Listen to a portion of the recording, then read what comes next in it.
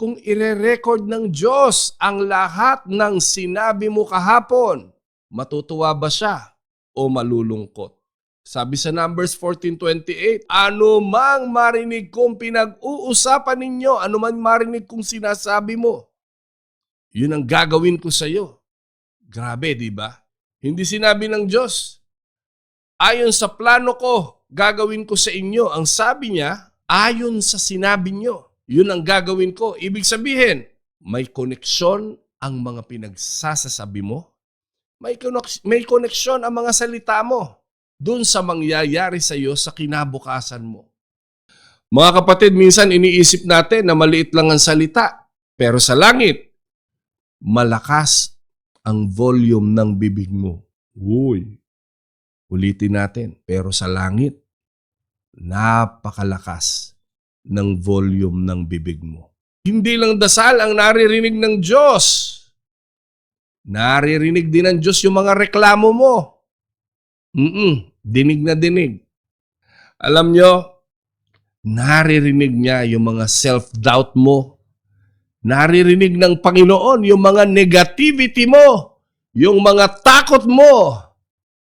At minsan, sa totoo lang, dahil sa dami ng mga negatibong sinasabi mo sa iyo, sa ibang tao, sa paligid mo, kadalasan iyon ang nagiging direksyon ng buhay mo.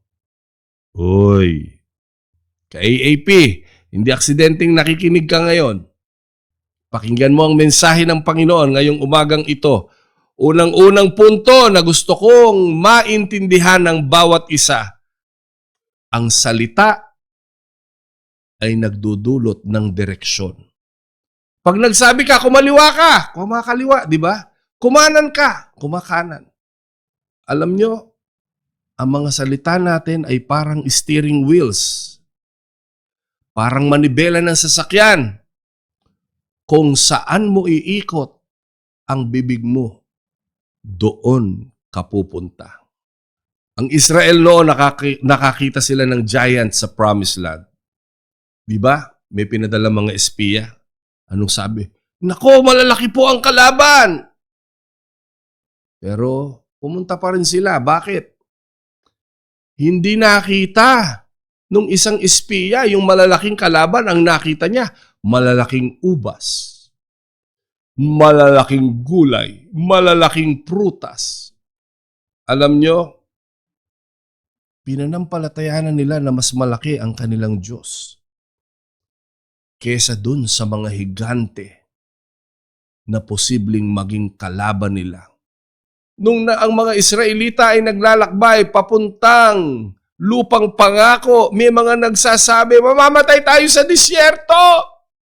Kaya sinagot ng Panginoon to sa kanila. Anong sabi? Okay? Gusto nyo yan? Yan ang gagawin ko.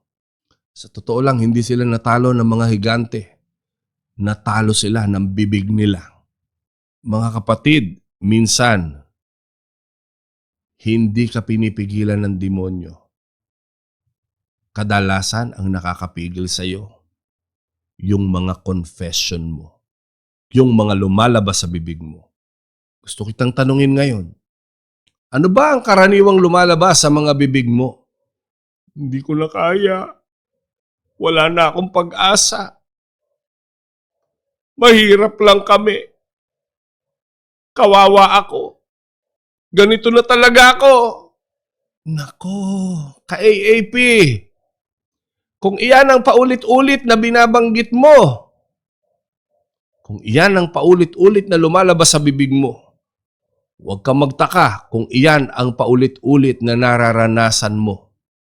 Ulitin ko, huwag kang bibitaw sa mensahe natin ngayon, para sa iyo to. Kung gusto mong magbago ang direksyon ng buhay mo, baguhin mo ang direksyon ng bibig mo. Aray ko. Aray mo. Hay nako. Mga ka-AAP, may mensahe ang Diyos sa atin ngayong araw na ito.